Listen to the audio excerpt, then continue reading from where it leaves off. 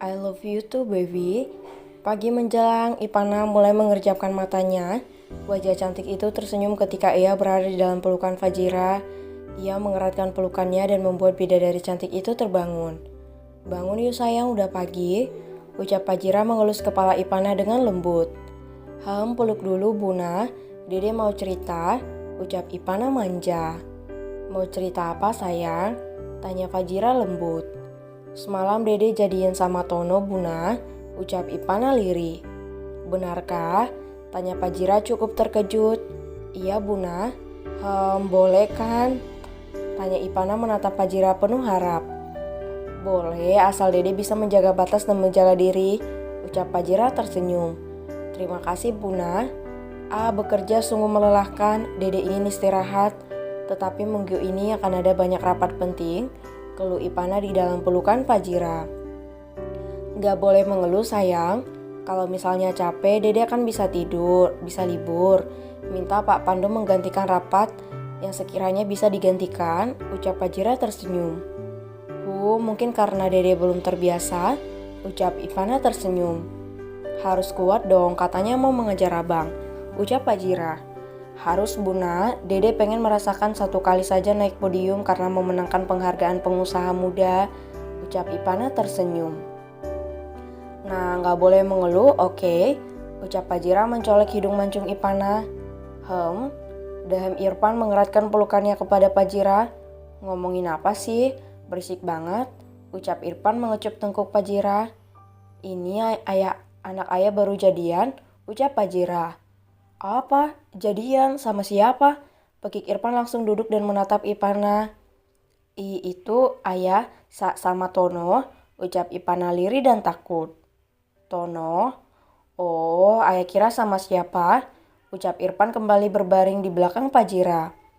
Ayah gak marah? Tanya Ipana takut. Gak sayang, karena ini sudah masa kamu untuk mencari mana pasangan yang baik. Ya, dengan resiko terluka juga. Benar kata Bunda, yang penting Dede bisa menjaga diri dan kehormatan, ucap Irfan mengelus perut Fajira. Apa ayah mendengarkan ucapan Dede tadi? Ucap Ipana melotot. Iya, bahkan ayah udah bangun duluan, ucap Irfan tersenyum. Cari uang itu memang susah sayang, berbeda dengan kamu mendapatkan endorsement dengan kepintaran dan kecantikan, ucap Irfan. Ayah, panggil Ipana tercekat. Iya sayang, jangan merasa bersalah sekarang. Dede sudah tahu kan bagaimana susahnya mencari uang? Tanya Irfan. Iya ayah, ucap Ipana lirih. Nah, mulailah menabung sayang karena kita nggak tahu ke depannya bakalan seperti apa, ucap Irfan. Iya ayah, ucap Ipana memeluk Fajira dengan erat. Sudah, sekarang gantian, ayah mau peluk Bunda lagi. Semalam kalian berpelukan, ayah diangguran sendiri, ucap Irfan mengusir Ipana. Ayah udah tua, ucap Ipana mendelik. Umur ayah memang tua sayang, tapi ayah masih kuat ngasih kamu adik lagi, ucap Irfan enteng dan langsung mendapatkan tatapan tajam dari Fajira. Dede ke kamar dulu ayah, Buna. Hehe, Dede gak ikutan ya, ucap Ipana segera keluar dari kamar itu ketika melihat tatapan sangar ibunda sudah mengerikan. Astaga nak, kamu ninggalin ayah sendiri, batin Irfan takut. Fajira segera mengeksekusi Irfan yang berani berbicara sembarangan. Sementara Ipana dengan perasaan lega berjalan menuju kamarnya. Terlihat Felicia sudah menunggu di depan pintu dengan wajah yang masih mengantuk. Pel, kamu sudah bangun? Tanya Ipana. Sudah Nona. Saya sudah mengetuk pintu kamar Anda tetapi tidak ada suara yang terdengar. Apa ada yang harus saya lakukan pagi ini Nona? Ucap Felicia menunduk.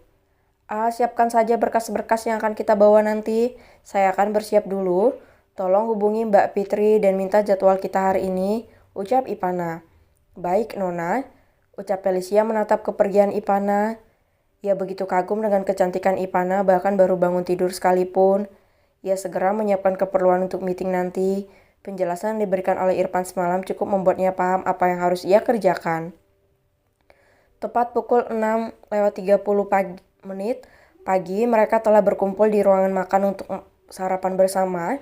Ipana dengan wajah bahagianya mengambilkan makanan untuk Irfan dan menyuapi sang ayah seperti biasanya.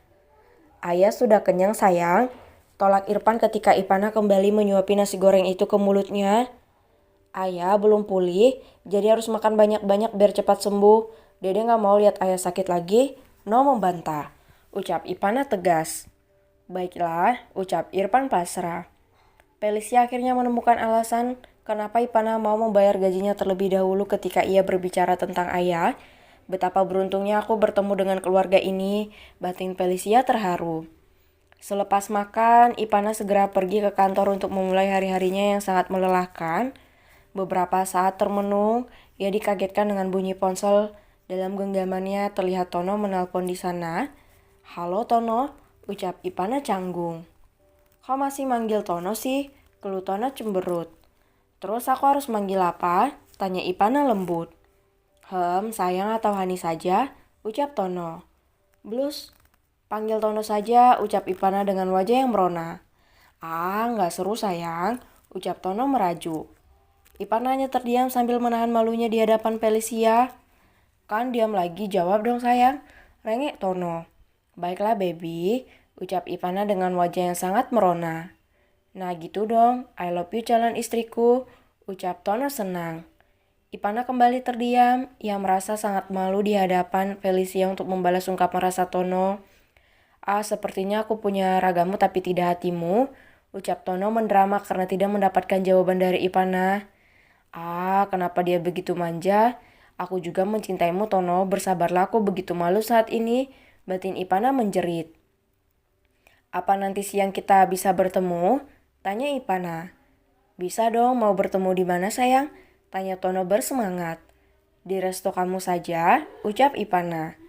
Baiklah, pacarku ya cantik, ucap Tono terdengar sangat manis. Aku sudah sampai, nanti kita sambung lagi ya, ucap Ipana. Padahal aku masih begitu rindu, ucap Tono terdengar sedih. Jangan seperti itu nanti, siang kita ketemu ya, ucap Ipana. Baiklah, love you sayang, ucap Tono. Felicia, kamu bisa keluar terlebih dahulu, ucap Ipana yang terdengar di telinga Tono. Baik Nona, ucap Felicia paham.